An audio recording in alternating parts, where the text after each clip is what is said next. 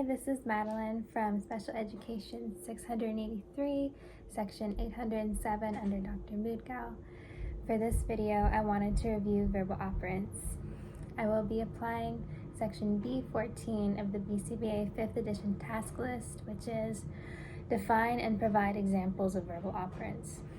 As a future BCBA, I will need to be able to competently identify the verbal operants and use them to create programming for my clients, which is why I chose to research this specific subject.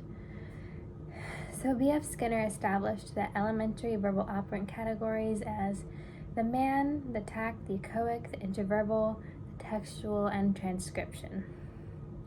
First of all, a man is a verbal operant controlled by a motivational variable. In ABA, we commonly see mands as requests. For instance, a child says water because they are thirsty and given water as reinforcement. A tact is a verbal operant controlled by non-verbal stimuli. An example is you see a dog walking around and you say, "Oh, look, there's a dog." An echoic is controlled by another person's verbal behavior, and it means to copy exactly what another person said by repeating it vocally. They say cat out loud, and you say cat back to them. Interverbals are controlled by another person's verbal stimuli. An example is answering somebody after they've asked you a question. They say, "Hi, how are you?" And you respond, "I'm good, thanks." Textual behavior includes reading written words out loud. An example is seeing the word dog on paper and then saying dog out loud.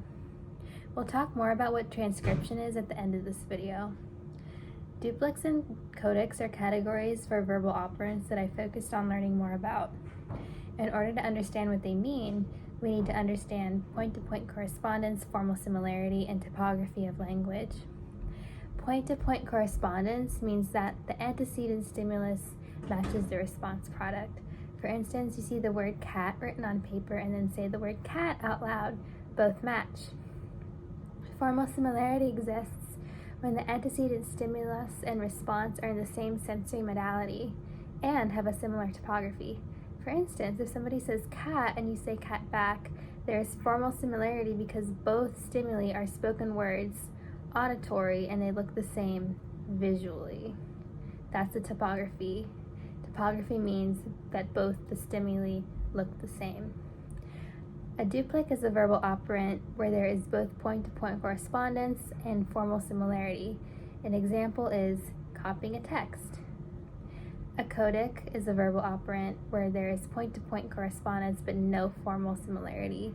Examples include taking dictation and textual behavior, reading words out loud. One problem with the B.F. Skinner viewpoint of verbal behavior is that the verbal element of transcription is currently not clearly defined. It is described as copying a text by some authors and taking dictation by others. In this video, I described the basic verbal operants, how to identify them, and how to identify if they are either a duplic or a codic, or neither.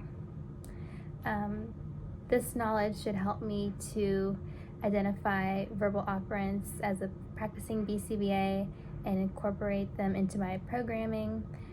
Future research should examine the definition of transcription, clearly define examples, and decide whether it is a duplic or a codic. That's all for today's video. I hope you learned something. Have a great week.